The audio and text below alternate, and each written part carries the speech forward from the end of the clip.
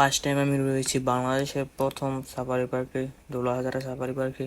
আর অবশ্যই Dulahazara safari park বাংলাদেশে একটি অত্যন্ত জনপ্রিয় পর্যটক আকর্ষণ। এটা হচ্ছে বাংলাদেশের প্রথম safari park, Dulahazara safari park, Cox's Bazar.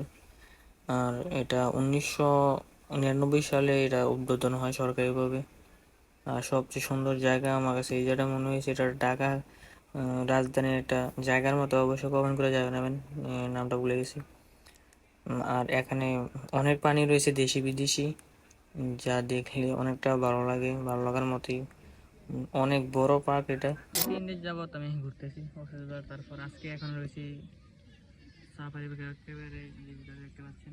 তো আপনাদেরকে কিছু অংশ দেখাবো এখানে, কারণ বেশি একটা ভিডিও করবো না পার্কে, অনেকটা আমি ক্লান্ত আজকে। এই জায়গাটা একটা অন্যরকম সৌন্দর্য, জলজ পাখি।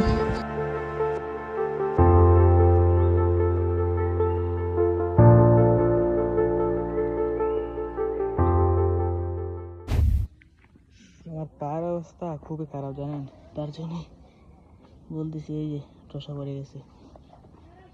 না তো অনেকক্ষণ ঘুরে দেখাতাম। এটা সম্পর্কে জানলে বা ঘুরলে ট্রাভেল করলে এটা মনের মধ্যে শান্তি লাগে বা একটা তৃপ্তি লাগে।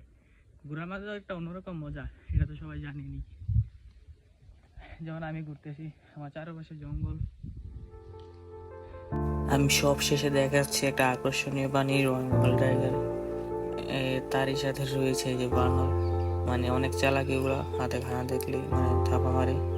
আজকে এতটুকুই, নেক্সট ভিডিওতে আবারও দেখা হবে কোন এক সুন্দর একটা ভিডিও নিয়ে আপনাদের সামনে।